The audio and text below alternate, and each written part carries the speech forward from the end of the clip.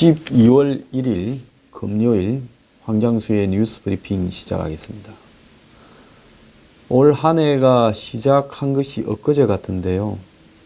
나이가 들수록 이렇게 시간이 빨리 지나간다고 한 20여 년 전에 한 선배가 한탄을 하더니 제가 나이가 좀 들어보니까 정말로 일각이 여삼추가 아니라 만각이 1초처럼 느껴집니다. 정말로 빠른 시간이 훌쩍 지나가 버렸고요. 벌써 한 해의 마지막 달이 되었습니다. 자, 이 가는 시간이라도 충실하게, 성실하게 하루를 보내야 되겠다 하는 다짐을 저도 해봤습니다. 시청자 여러분들도요, 정말로 이 힘든 하루하루의 삶이지만은 열심히 성실하게 이렇게 살아가는 동안 최대한의 노력을 경주해야 되지 않겠나 생각합니다.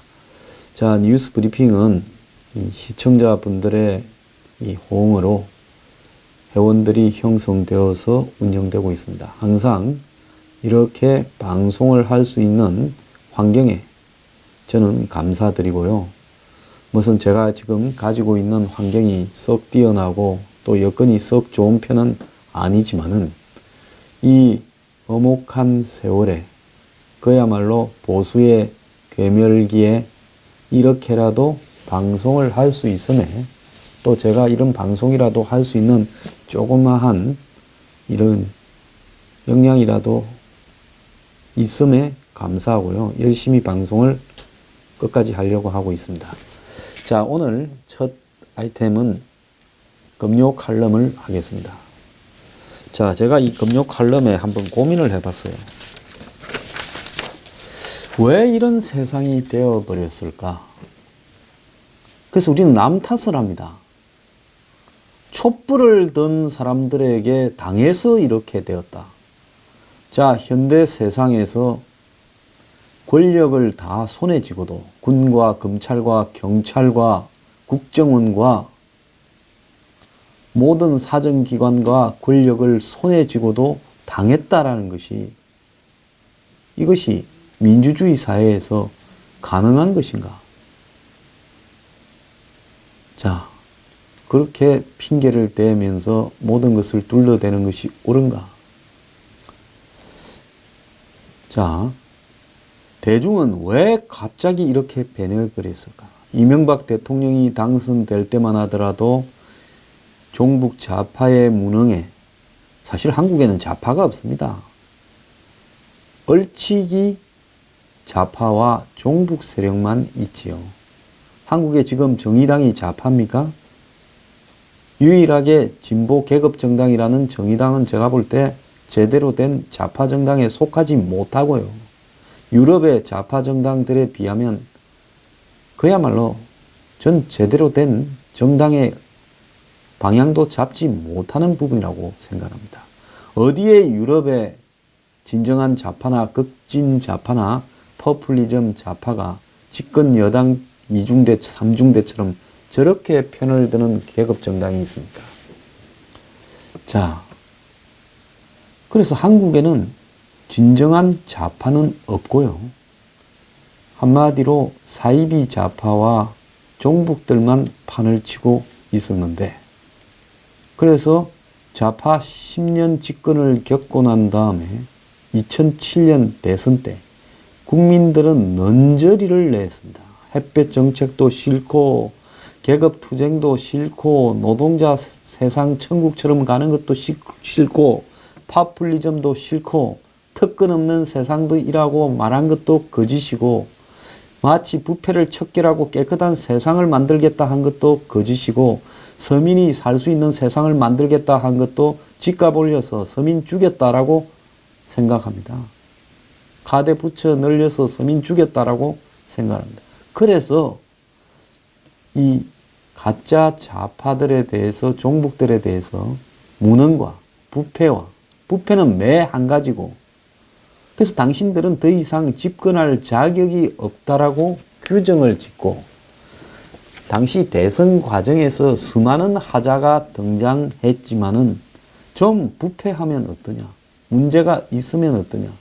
능력이 있으면 된다고 눈 딱 감고 이명박 전 대통령을 2007년 대선에서 뽑았습니다. 자, 이명박 정권 5년, 글쎄 능력이 어떤 부분에는 좀 있었지만은 대다수의 부분에서는 수구적이고 또 부패 의혹도 많이 제기되고 무슨 광우병 쇠고기 같은 택도 없는 부분에 정권이 거의 항복해버리다시피 하면서 그 다음에는 중도 실용 운운하면서 가는 모양을 봤을 때 이 정권은 그야말로 개인적 이해 외에는 탁월한 부분이 아무것도 없구나라고 저는 그렇게 느꼈고 많은 사람도 동감을 했습니다.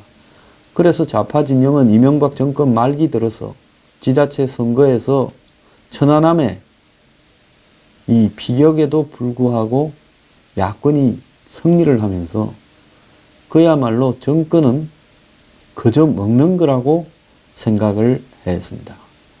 그래서 보편적 복지라는 말을 2010년 정도부터 들고 나와서 이것만 내어 걸면 야당이 막대기를 꼽아도 대선에 이길 거라고 생각을 하고 정권이 바뀌어서 조용히 살던 솔직히 말하면 정치에서 도피해 있던 문재인 현 대통령을 친노들이 후보로 이렇게 추대를 해서 당시 민주당의 손학규의 정당과 합당을 해서 그야말로 손학규 전 대표를 엎어치고 거의 당과 대선 후보를 탈취를 했죠. 물론 내부 경선이고 절차를 형식적으로 이렇게 거쳤으니까 당한 사람이 그것도 바보입니다. 손학규 전 대표가 바보지요.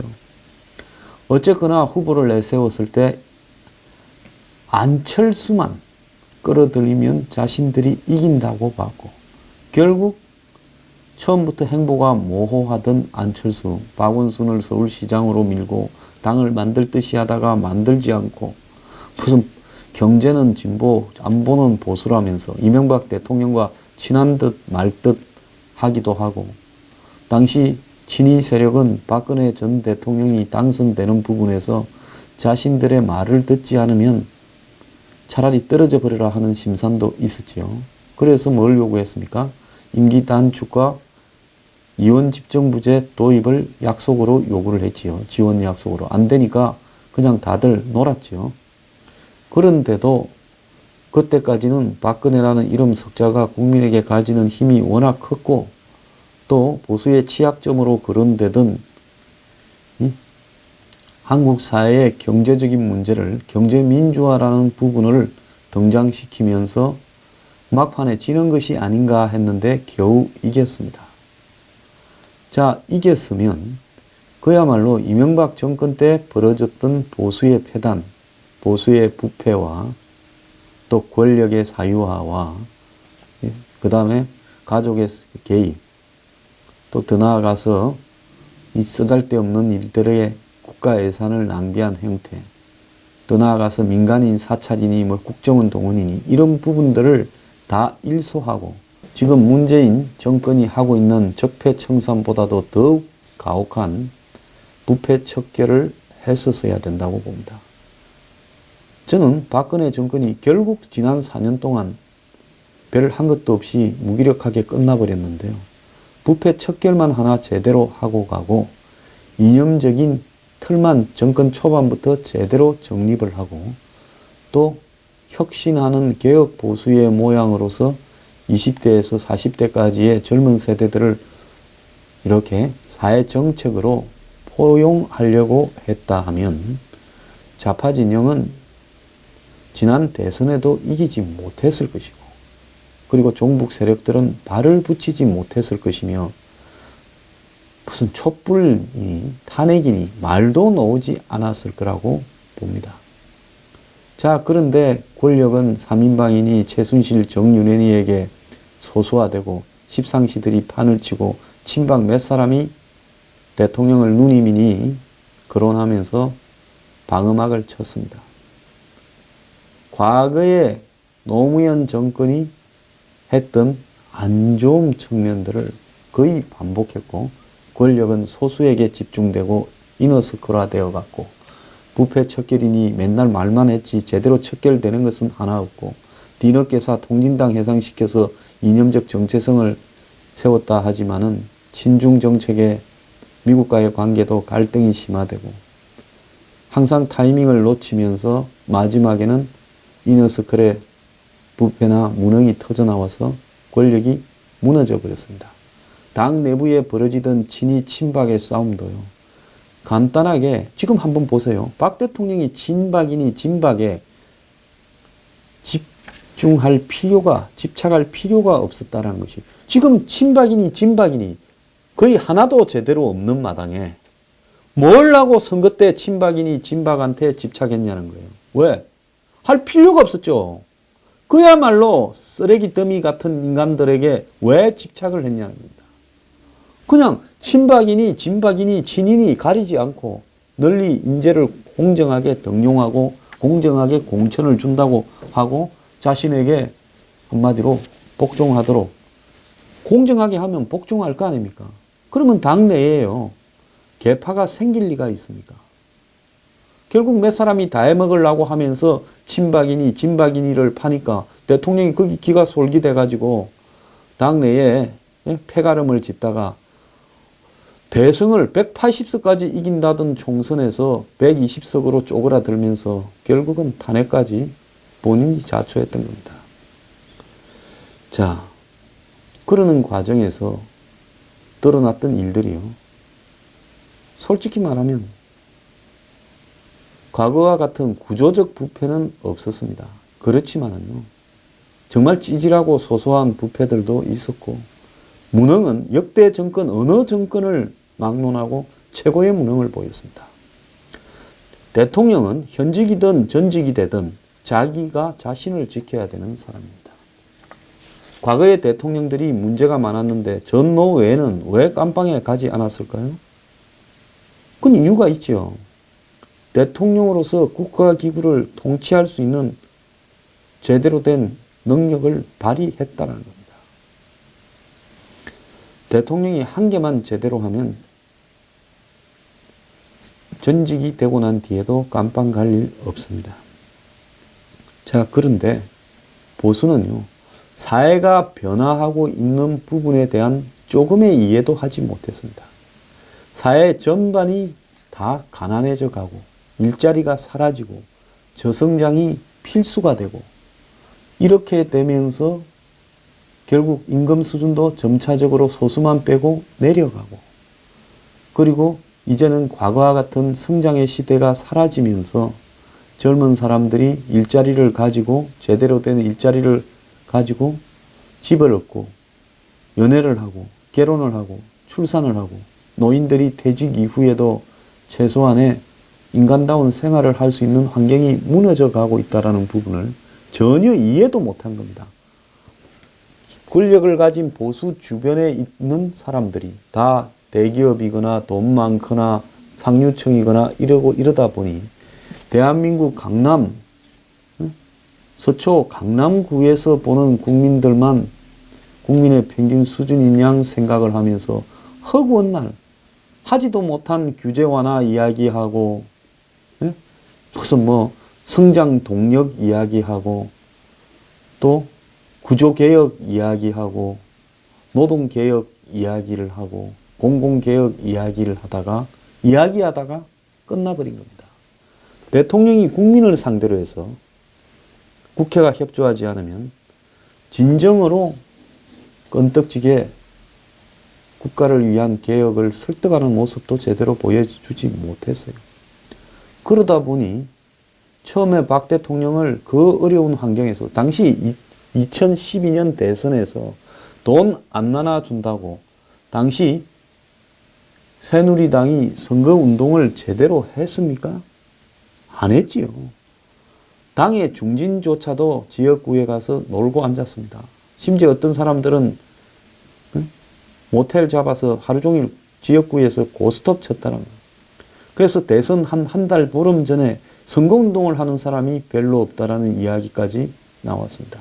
그 와중에 그렇게 싫어하는 김무성 의원을 본부장으로 앉힌 거 아닙니까? 돌아가는 게 없으니까요.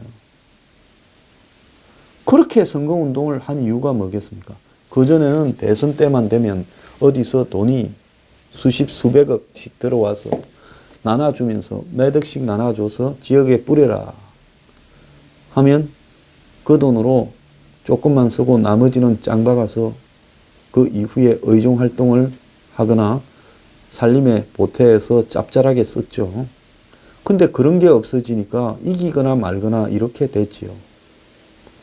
자, 그런 거를 겪고 대통령이 됐다면 대통령이 뭘 했어야 됩니까? 보수의 개혁에 착수를 해야 되는 겁니다. 저는 박근혜 전 대통령이 보수 개혁에 대해서 조금이라도 관심이 있었으면요, 저는 절대로 저렇게 안 됐습니다. 부패 척결을 한다 해도 부패 척결 안 됐고, 처음에는 박 전 대통령이 보수지만은 중도나 일부 좌파도 지지를 했어요. 잘 모를 때는. 왜? 그야말로 국민을 향한 강한 애정이 있고 엄청난, 그래도 사심 없이 개혁을 할 거다. 그래서 사심 많은 부패한 무능한 좌파들보다는 탁월한 뭔가가, 아버지의 DNA를 이어받은 뭔가가 있어서 제2의 국가 부흥을 이끌 거다. 근데 저는 그까지는 기대하지 않았고, 부패 척결은 하나 하고 가면 그것만으로도 한국 사회에 성장할 수 있는 시스템이 갖춰질 거다 기대했고, 그 다음에 지나치게 한쪽에 집중되어 있는 경제를 좀 더 공정하게 할 수 있도록 해서 젊은 사람들이 보수의 희망을 좀 가지도록 만들었으면 하는 것이 다였습니다. 그래서 저도 경제민주화 부분이나 이런 부분을 강하게 주장했어요. 일부 보수도 아니죠. 일부 수구들은 저보고 좌파랑 어떻게 이야기를 하지만은, 저처럼 이렇게 종북의 사이비 좌파에 이빨을 빠득빠득 가는 사람이 좌파면 좌파도 괜찮은 거 아닙니까? 그런데 결국은 아무것도 하지 않고 기득권화되는 모습, 수구화되는 모습만 보이면서 점점 민심을 잃어갔습니다. 담배값 인상이 대표적이고요. 이념적으로는 시진핑하고 무엇 때문에 그렇게 가까이 지냈는가? 저는 아는 게 있습니다만 세월 좀 지나서 이야기하겠습니다. 이런 어떤 부분들 때문에 한마디로 권력은 점점 고립돼 갔습니다. 3인방이니 정윤회 최순실이 문제가 심각하다는 이야기가 한간에 넘쳐도 그걸 애써 외면을 했습니다. 그리고 본인이 나를 위해서 충실한 사람이라고 막았었습니다. 우병우 하나 씌워놓으면 모든 것이 끝날 거라고 생각했는데요. 단기간에는 입맛에 맞게 요리 잘 해줬는지 모르지만은 결국 독이 돼서 그 독이 대통령한테도 번진 거지요. 자, 그래서 제가 왜 이 말을 하는가 하면, 우리가 모든 것을 종북 좌파 탓을 하고, 예? 그들의 장난에 속았다 하는데, 솔직히 이 사람들은요, 노무현 정권 실패 이후에 지금 청와대에 있는 주사파 출신, 전대협 출신, 시민단체 출신들이요, 그때 노무현 정권 당시에 지금으로부터 언제입니까? 끝날 때로 보면 10년이고 집권할 때로 보면 15년 전쯤 되죠. 그때 이 사람들은 청와대 행정관급 정도 수준밖에 안 되었습니다. 일부만 국회의원 달고 있고요. 그런데 그때 그렇게 하던 사람들이 지난 15년간에 대선 패배하고도 사회각계로 퍼졌어. 열심히 갈고 닦았고, 자기들이 한번 집권하면 초장부터 아예 보수의 씨를 말리고 싹을 잘라서 보수의 부패를 전 세상에 까발려서, 그들의 무능을 까발려서 한마디로 다 죽여버리고 일찌감치 종북 좌파 세상의 토대를 구축해놓고 영원히 해먹자고 과거 노무현 정권의 어설픈 부분들을 상당히 더 세련되게, 감성은 더 감성적이게, 또 그리고 더 국민들에게 포퓰리즘적으로 다가가서 대중이 뭘 이 시점에서 원하는가 하는 부분을 막 던지고 있습니다. 쇼통 행보, 보여주기 행보, 소탈한 행보 등이 전부 그거예요. 매우 철저하게 기획이 되어서, 솔직히 말하면 대선 때 이야기 다르고 지금 이야기 다른 홍준표 한국당 패거리보다 이 좌파 패거리가 훨씬 더 집권할 준비가 되어 있었다라는 것은 분명히 사실이에요. 탄핵으로 뺏겼다 이러는데요. 탄핵이 없고 올 연말 지금까지 와서 한 18일 뒤에 대선을 치른다 하면 이겼을 거라고 봅니까? 이겼을 수 있을 거라고 봐요. 작년부터 지금까지 온갖 썩은 내와 곰팡이와 문제가 터져나가면서 정권은 무기력하게 되어 왔을 건데 지금 대선을 치른다면 이길 거라고 봅니까? 더 크게 졌을 수도 있다고 봅니다. 그래서 문제의 원인을 종북 좌파의 속임수에 속았다. 우리가 사기당한 다음에 경찰서에 가서 저 사람이 나를 속여서 돈을 빼먹었다. 이렇게 법적으로 이 진술은 할 수 있지요. 그리고 사기죄로 상대를 잡아 넣을 수도 있지요. 그런데 정치적으로 사기를 당한 부분은 내가 사기를 당했다 하면 네가 쪼다라고 네 스스로 자백을 하고 있는 거 아니냐라고 밖에 안 되는 겁니다.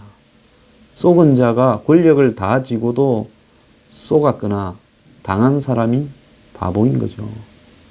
자, 우리가 우리 보수 스스로의 부패, 무능, 수구화에 대한 이 자기 고백이나 반성이 없이요. 지금 문정권이 그래 이렇게 가다가 어느 순간에 하도 너무 심해서 국민들이 또 변심을 해서 이걸 망하게 했다 칩시다. 그렇다고 보수가 집권했다 칩시다. 그 보수가 또 제대로 갈 거라고 봅니까? 한국당이 집권하면 제대로 된 정치를 할 수 있을 것 같습니까? 그 다음에는 더 업그레이드된 울트라 슈퍼 파워 종북 좌파가 또 등장할 거라고 봅니다. 그렇기 때문에요. 제가 볼 때 문재인 정권이 지지율이 빠지고 상당히 어렵게 될 시간은 반드시 옵니다. 머지않아서요. 그런데 여기서 문제는 뭔가 하면 입 벌리고 그 밑에 가서 감 떨어져라 하고 있다가 상황이 모든 게 회피하게 되지는 않는다는 겁니다. 먼저요. 보수가 처절하게 자기 반성을 해야 됩니다. 수구적으로 가서는 안 되겠다. 이 무능해서는 안 되겠다. 국가를 운영할 비전을 보여주고 세상이 어떻게 변하는가에 대해서 이해를 하고 변화하는 세상에 걸맞게 20대, 40대 그리고 여성에게 그리고 지역 갈등을 극복하기 위해서 어떻게 해야 되는가에 대해서 고민을 해야 되는 겁니다. 안티태제, 반대함으로써 집권하는 것은요. 나중에 또 무너지게 돼 있습니다. 자, 그리고요. 보수의 부패요. 이거 진짜 좌파도 부패하고 보수도 부패하지만은 저는 보수가 부패한 이유가 고질적인 부분이 있다고 봅니다. 왜? 우리 사회의 상류층의 기득권 네트워크에서 자유롭지 못하다는 겁니다. 좌파는요. 출신 성분을 보면 지금 더불어민주당이나 청와대에 들어가 있거나 권력 실세에 다가가 있는 사람의 출신 성분을 보면 매우 다양합니다. 근데 과연 한국의 보수 진영의 상층부에 국회의원이나 한국당이나 뭐 바른정당 국회의원이나 그 주변에 있는 사람들의 출신 성분을 봤을 때 과연 우리 사회의 서민들의 입장을 힘든 사람들의 입장을 반영할 만한 의식을 가진 사람들이 거의 있느냐? 각종 선거 때나 지역구 관리한다고 시골 논두렁이나 재래식 시장 다닐 때는 그들이 서민을 이해하는 것처럼 보이지만은 신분이나 생각이 근본적으로 다른 사람들이 그 속에 대다수가 자리 잡고 있다는 겁니다. 자, 그 속에서 컸던 젊은 사람들, 새로운 보수, 요즘 뭐 젊은 사람들이 보수 모임 하려는데 지원을 안 해준다. 얼마 전에 그런 신문 기사가 났는데 젊은 보수가 모여서 공부하는데 지원이 왜 필요하는 거예요? 자기들끼리 라면값 거두어서 라면 먹고 어디 빈 공간에 가서 공부하고 토론하면 되는 거지. 왜 그걸 지원을 해줘야 된다라는 이야기를 뻔뻔하게 하느냐. 그건 보수가 아니에요. 젊은 브로커예요. 그래서 보수의 희망이 지금 없다라는 것은 젊게 태어나는 사람들조차도 불혹화되고 있다는 거예요. 보고 배운 게 그것밖에 없다는 거예요. 자, 제가 정말로 이 추운 겨울에요. 작년부터 나라 지키자고 태극기 들고 나선 분들에게 대해서 저하고 생각이 좀 다르더라도 존경을 합니다. 그런 실천이 이전에는 거의 없었어요. 그런데 뭐냐? 그분들의 그 정열과 헌신과 자발성을 한마디로 악용하는 보수 상층부가 수두룩하게 많다라는 겁니다. 그들과 정말 자발적으로 한겨울 추위에 태극기 들고 자기 돈으로 참가한 분들과의 신분 격차는요, 하늘과 땅인 겁니다. 그래서 보수의 정열을 낭비하고 악용하고 한마디로 자신들을 합리화하는 말 같지도 않은 소리를 들어서 던져서 그들을 끌고 갑니다. 지금 보수에서 벌어지고 있는 이 악다구니 판을 한번 보십시오. 어디 생산적인 자기 반성을 하는 데가 있습니까? 골목마다 전방 하나씩 열어놓고 약간의 차이로 지잘났다고 한마디로 그걸 가지고 이 권력 집단화 되려고 노력하고 이익 집단화 되고 있습니다. 자, 저는요, 종북 좌파를 탓하기 전에 보수가 자신의 부패와 무능과 수구화에 대해서 반성하지 않는다면, 그리고 보수라고 하면서 열정을 불태우는 분들이 자신의 열정이 정말로 바른 쪽으로 가고 있는가, 아니면 누군가에 의해서 처절하게 이용당하고 있는 것인가 하는 것을 고민 없이요, 맹목적으로 던져주는 먹이를 받아 먹으면서 그냥 입으로만 종북 척결을 외치고 단합을 외친다면요, 이 보수는 솔직히 말하면 여기서 완전히 죽어버려야 됩니다. 한 100년쯤 후에 다시 싹이 트는 것이 훨씬 나을 거라고 봅니다.